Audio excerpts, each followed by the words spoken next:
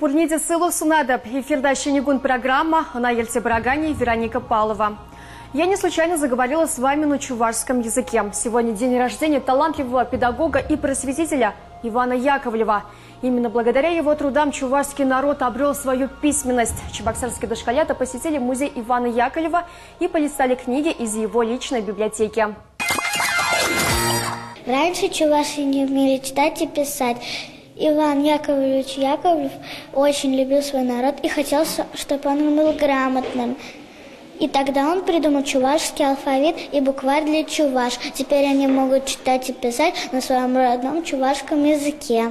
Воспитанники детского сада номер 185 пока читают лишь по слогам, но уже без запинки могут рассказать, кто такой Иван Яковлев. Малыши познакомились с жизнью и творчеством просветителя и разгадывали загадки на чувашском языке, правда, не без помощи перевода. Конь стальной, а хвост льняной. Что это такое? Ребята познакомились и с уникальной коллекцией вещей, которые принадлежали самому Яковлеву. Здесь и стеклянная шкатулка, ее педагог купил за границей, столовые приборы и личные документы.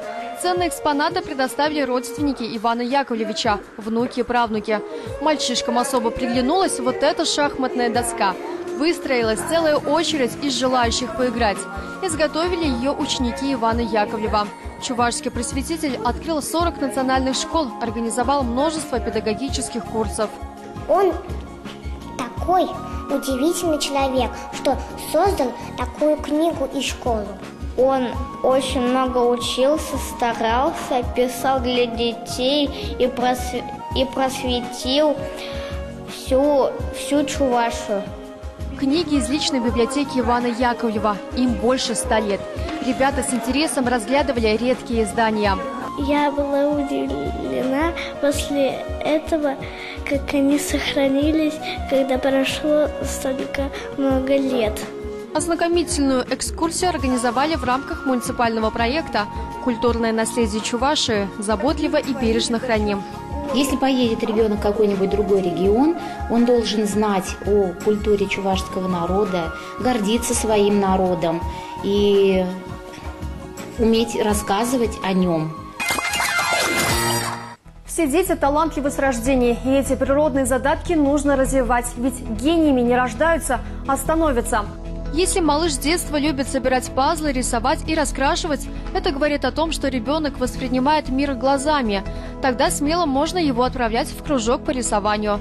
А если, услышав какую-нибудь мелодию, ребенок начинает пританцовывать, отстукивать ритм или подражать интонации других людей, у него развит фонематический слух, и малыш будет способен изучать языки. Увлекается шашками-шахматами, будет хорошо ладить с точными науками.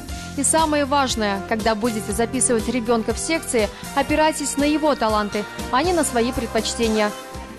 Приучать детей к прекрасному нужно с малых лет. О том, где и когда это можно сделать, расскажем в нашей афише. А в воскресенье в Русском драмтеатре для самых маленьких покажут веселую и музыкальную историю приключений Красной Шапочки. На этом у меня все. Хорошего вам дня. Ну а завтра будет новый день.